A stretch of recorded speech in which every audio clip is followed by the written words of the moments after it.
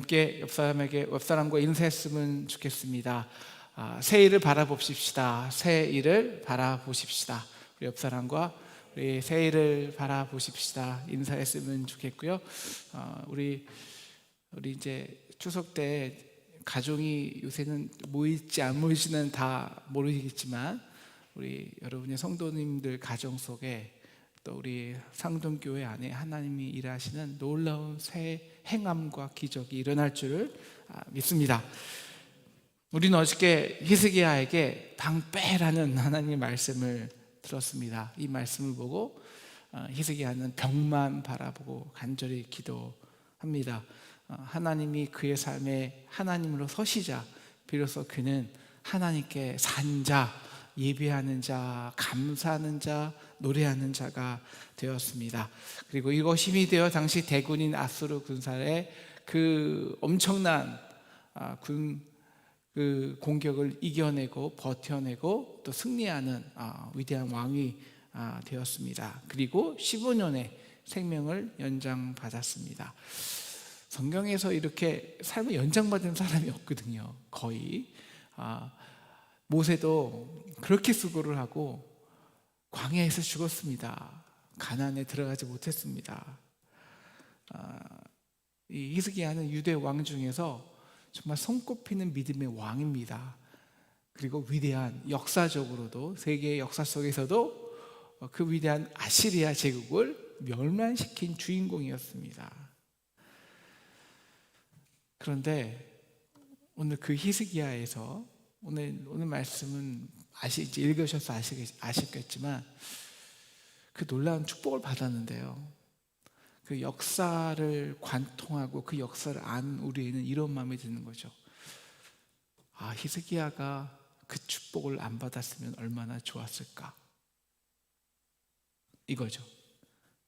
여러분, 세상 사람들은 또 말합니다. 성공에는 실패의 인자가 있다.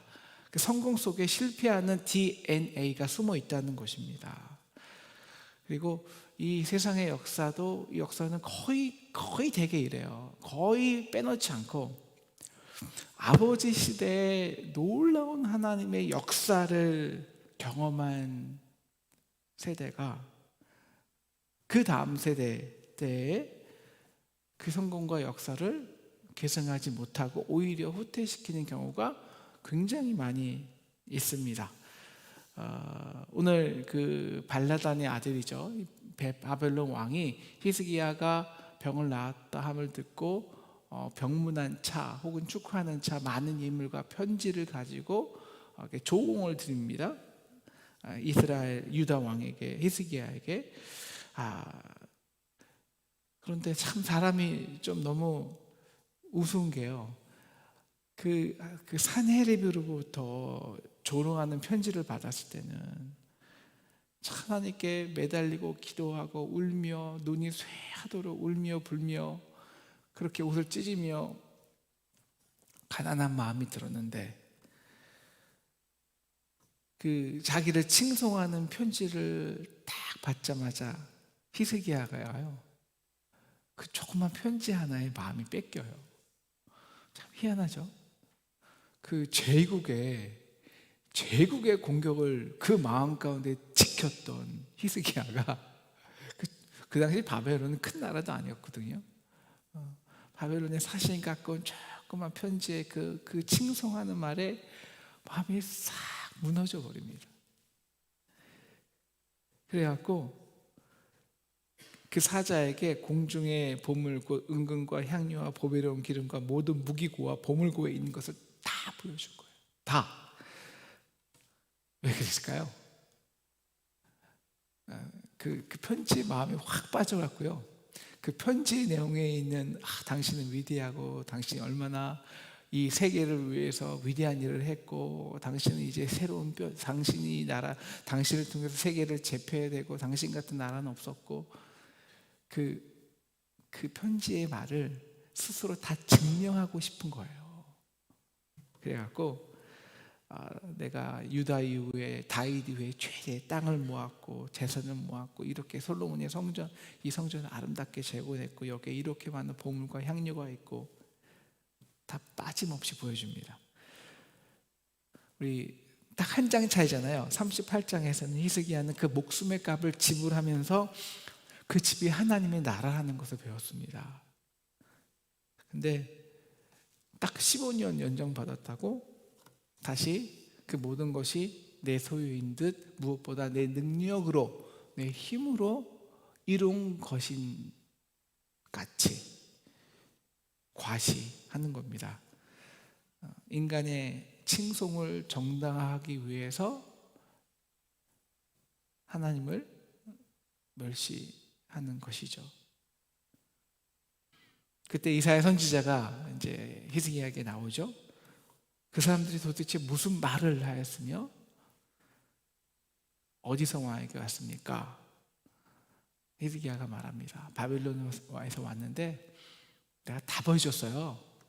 내가 우리나라 뭐 이렇고 우리 조직이 이렇고 우리가 내가 어떻게 이 나라를 다스리는지 군대 조직은 어떻게 있는지 이 보물은 어떻게 있는지 내가 다 보여줬어요.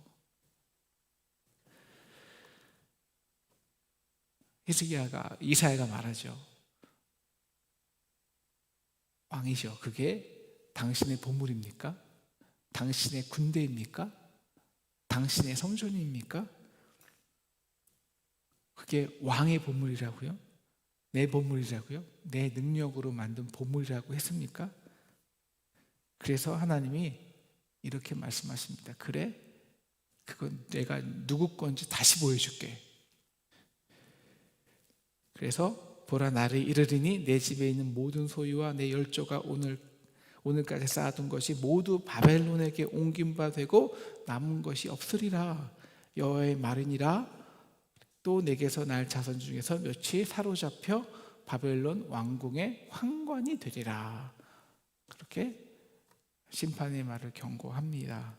그리고 그 일은 우리가 잘 아는 대로 우리 세계의 역사 속에 그대로 이루어지죠. BC 587년에 이스라엘은 바벨론에 의해서 느부갓네살 왕에게 망하고 70년간 바벨론 유수로 사로잡히게 됩니다.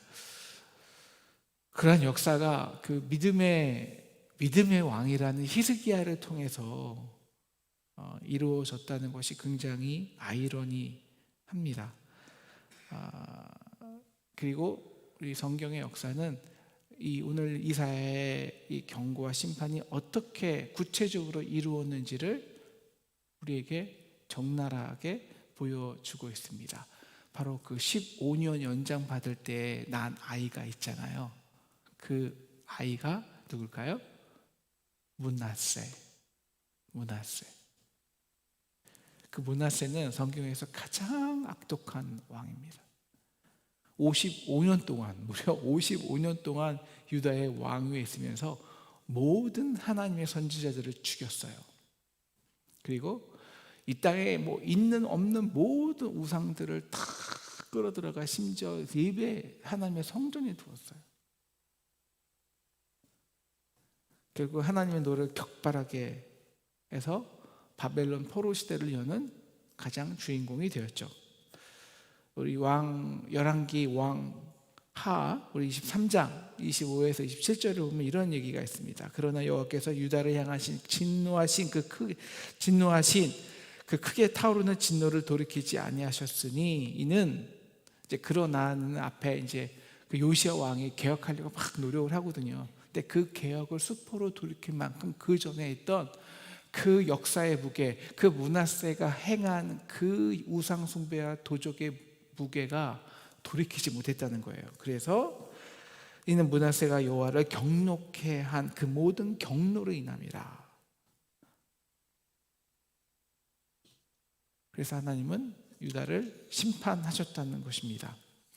어떻게 이 믿음의 아버지에서 어떻게 이런 므낫세 같은 왕이 나올 수 있었을까요? 오늘 성경에 오늘 한 줄이지만 이 한 줄에 그 모든 이야기와 정답이 있습니다. 우리 오늘 말씀 39장 8절을 같이 읽겠습니다. 시작.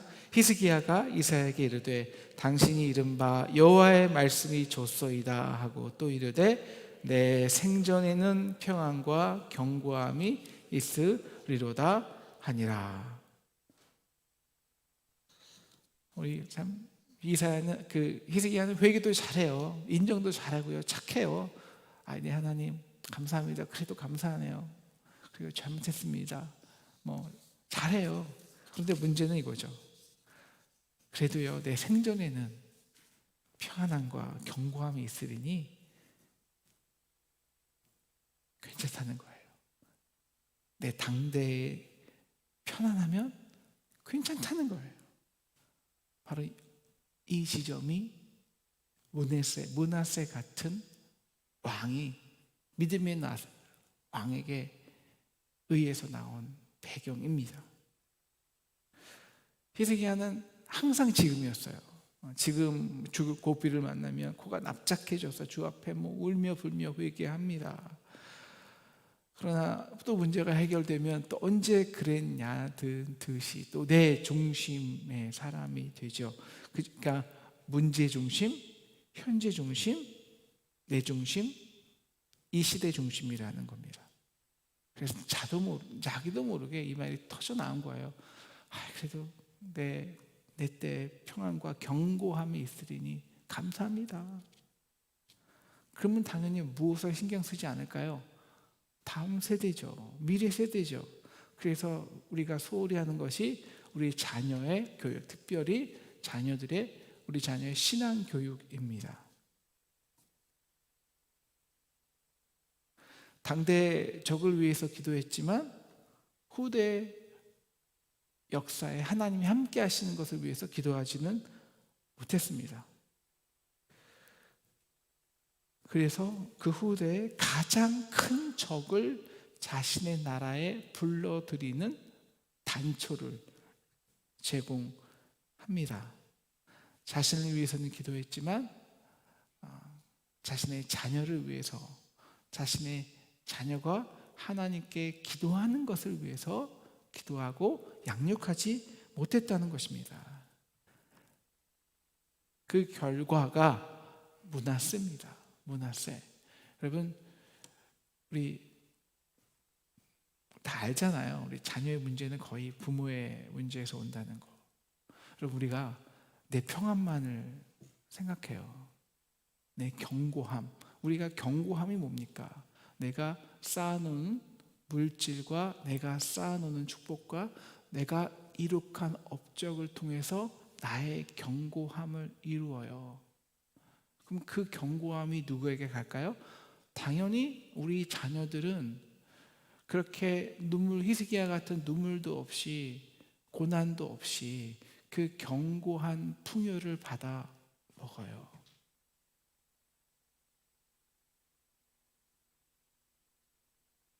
다시 말하면 하나님의 기도를 통해서, 회개를 통해서, 고난을 통해서 하나님께 주시는 열매를 경험하지 못하는 겁니다.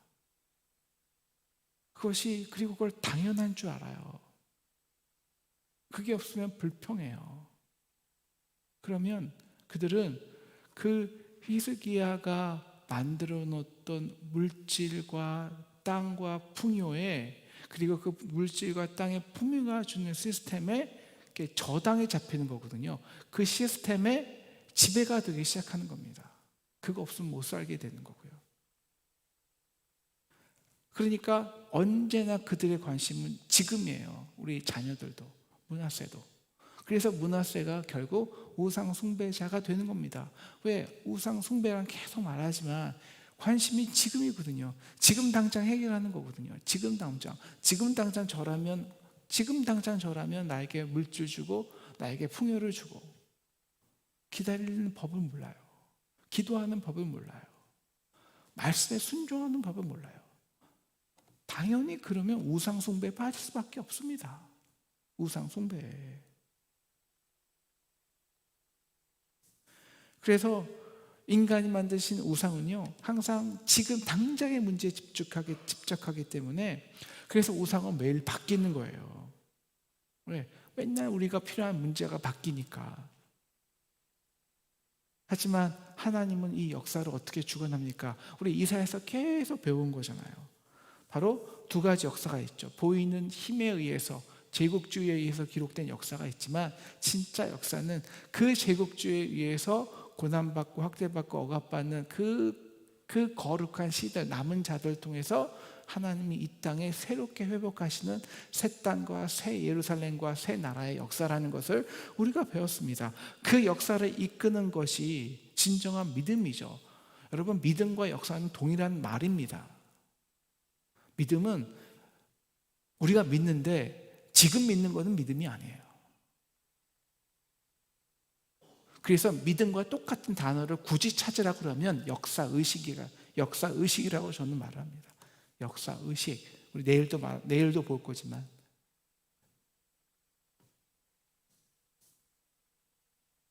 어떤 역사의식일까요? 여러분, 우리 구약의 성경을 단 한 문장으로 요약하면, 혹은 두 문장으로 요약하면 이러한 역사의식이 있습니다. 바로 하나님은 이 땅에 정의와 공의의 역사를 이루어 가시는데 어떻게 이루어 가시냐? 바로 교만한 자를 낮게 하고 낮은 자를 높이시켜서. 어떻게 교만한 자를 낮게 하시냐? 바로 낮은 자, 이 거룩한 씨들을 통해서 교만한 자를 낮게 하심으로써 이 땅에 정의와 공의의 평화를, 나라를 이루어 가시는 거예요. 아시리아가 교만했죠. 그래서 누구에게 망합니까? 그 당시 가장 연약한 유다 백성을 통해서 망합니다. 유다가 이제 부강해졌죠. 교만해졌죠. 누구에게 망합니까? 유다에게 조공바치던 바벨론에게 망합니다. 이것이 역사예요. 그리고 그 심판은 당대가 아니라 그 다음 때의 확률이 매우 높죠. 그래서 히스기야의 자녀들은, 후대들은 아주 많이 비참하게 바벨론에 끌려가서 눈이 빼어지고 결박당하고 환관이 됩니다.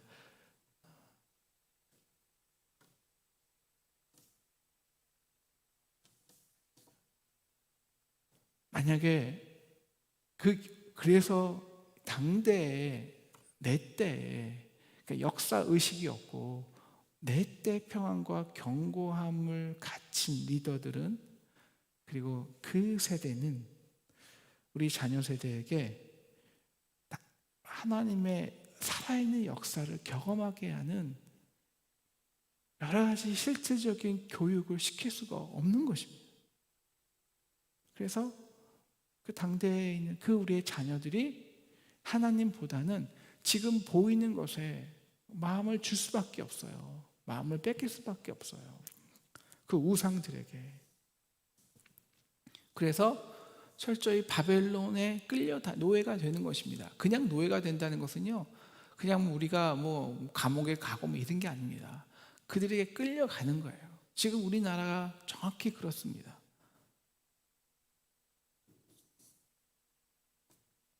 우리가 우리의 축복에 갇혀 있으면 현실의 평안과 견고함의 소망을 두고 그것을 지키려 하면 우리의 자녀는 절도 하나님을 경외할 방법이 없습니다.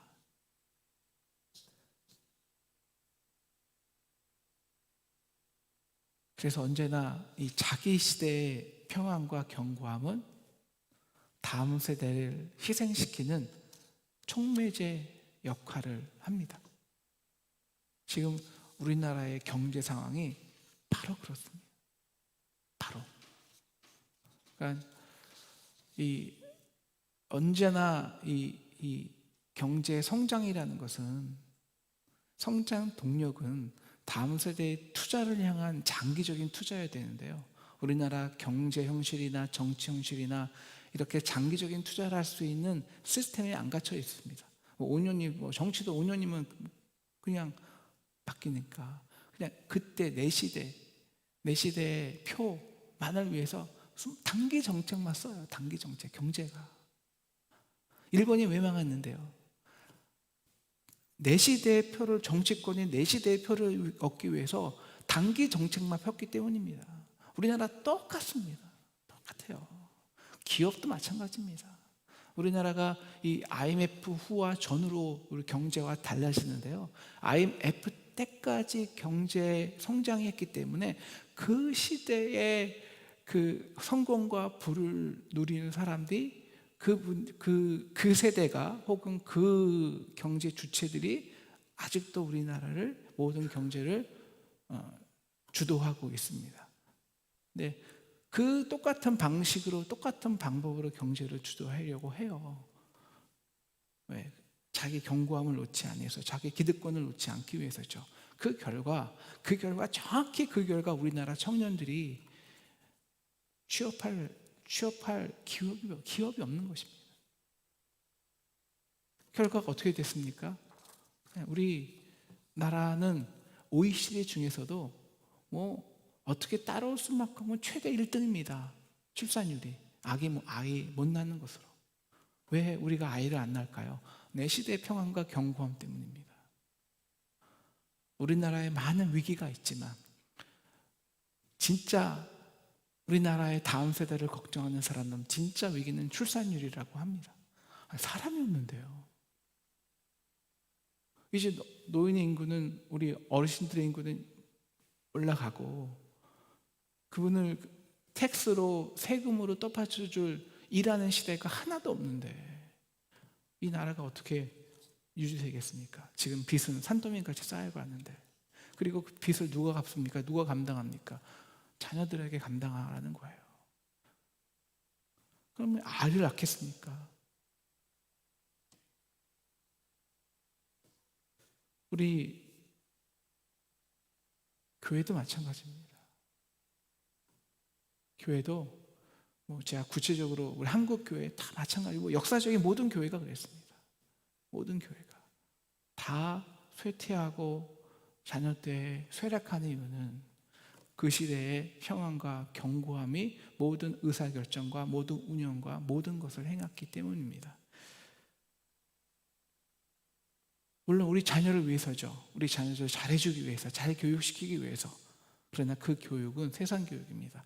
절대 하나님을 인정하는 교육이 아니라 세상의 바벨론, 세상의 노예, 그 세상이 주는 그 우상에 길들여지는,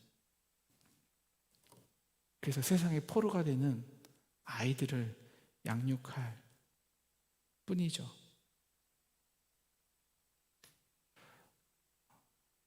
여러분, 집은요 역사를 동반합니다. 그래서 항상 우리 열왕기에 보면은 다윗의 집을 따랐냐, 여로보암의 집을 따랐냐.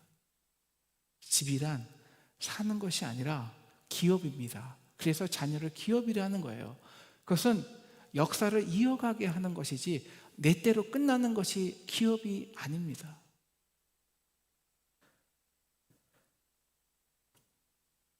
기도하기는 우리 자녀들이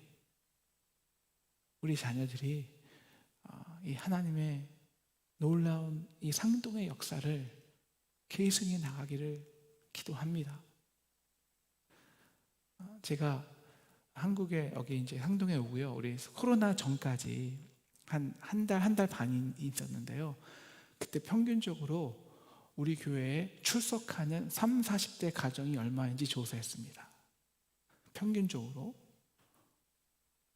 통틀어서 10가정이 안 됩니다. 그럼 우리 교회에 30, 40대 가정이 10가정이 안 돼요. 우리 132년의 상동의 역사는 정말 위기에 있습니다. 근데 이 실제적인 위기는요, 무슨 건물도 위기지만 가장 큰 위기는 이 다음 세대가 없다는 것입니다.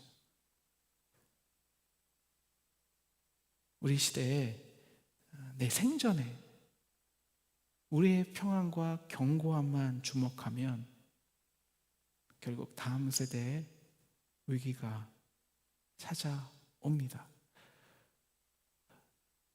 물론 어떤 조직이든 어떤 나라든 특히 교회는 이 세 세대가 반드시 있어야 됩니다. 그래서 저는 상동교회는 정말 미래가 있다고 생각해요. 저는 우리 청년들, 제가 때때로 청년 집회 가거나 또 혹은 이렇게 청년들하고 이렇게 가이드하거나 청년들 중심의 교회를 들을 때 항상 이렇게 말합니다. 교회가 진짜 부흥하기 위해서는 그것도 장기적으로, 여러분, 우리의 부모 세대가 없이는 성공할 교회가 지속될 수 없다. 여러분, 마찬가지예요. 여러분, 청년만 있는 교회도요, 오래 가지 잘 않습니다. 교회는 반드시 세 세대가 있어야 돼요. Generation of Memory, 기억하는 세대들. 그리고 Generation of Present, 지금 일하는 세대들. 그리고 Generation of Future, 미래를 감당하는 세대들. 이 세 세대들이 반드시 있어야 돼요. 어느 한 세대만 있어도 절대 안 됩니다. 그래서 제가 청년들한테, 야, 너희가 지금 돈 있고 힘 있고 취직 잘해서 너희가 운영할 수 있다고 생각하지 얼마나 버티냐 보자. 제가 항상 그래서 어른들이 있고 역사가 있고 그리고 함께 기억하는 세대가 있는 것이 왜 중요한지를 그들에게 역설을 합니다. 반대로 우리도 마찬가지입니다. 우리 기억만 해서는 안 되잖아요. 그 기억한 것을 일하는 세대가 필요하고 그 역사를 기업이 되게 하는, 이어지게 하는 세대가 반드시 필요합니다. 그 역사를 위해서는 우리의 모든 의사결정과 운영과 생각과 마음의 주체는 역사의식이 있어야 됩니다. 역사의식이란 바로 내 때의 평안과 경고함이 아니라 바로 우리 다음 세대에 하나님이 역사하시도록 지금 우리가 조금 더 힘들지만, 지금 눈물의 씨앗을 뿌리지만, 지금 고난을 받지만, 그러나 이것이 쉽게, 얼마나 쉽습니까? 돈으로 하면, 그리고 인간적인 방법을 쓰면 쉬워요. 우상이죠. 그러나 이 방법이 아니라 정말 우리 히스기야 같이 눈물로 기도하고 온전히 회개하고, 그리고 이 땅에 우리를 에워싸는 적을 이렇게 믿음의 언어로 승리할 때 비로소 우리 성벽 안에 있는 우리 아이들이 믿음의 언어를 배우고, 믿음의 언어를 배워야 믿음의 역사를 이어가는 것입니다. 언어 없이 어떻게 아이들이 우리의 기업이 되겠으며 우리의 자녀가 되겠습니까? 오늘 우리가 우리 믿음의 언어를 다른 것보다 이 믿음의 언어를 우리 자녀 세대에게 이어줄 수 있는, 배워줄 수 있는 저와 여러분 되어서 우리 상동의 그 역사, 그 놀라운 역사, 특별히 죽어가는 세대, 이 청년들 향해서 청년 상동 학원을 세워서 이 시대에 죽어가는 나라를 세웠던, 회복했던 이 청년, 우리 이 상동 교회가 이 놀라운 하나님의 역사를, 기업을 우리 기억하는 세대뿐만 아니라 지금에서 그리고 특히 다음 세대까지 이어갈 수 있는 저와 여러분 되시기를 주님의 이름으로 축원합니다. 기도하겠습니다.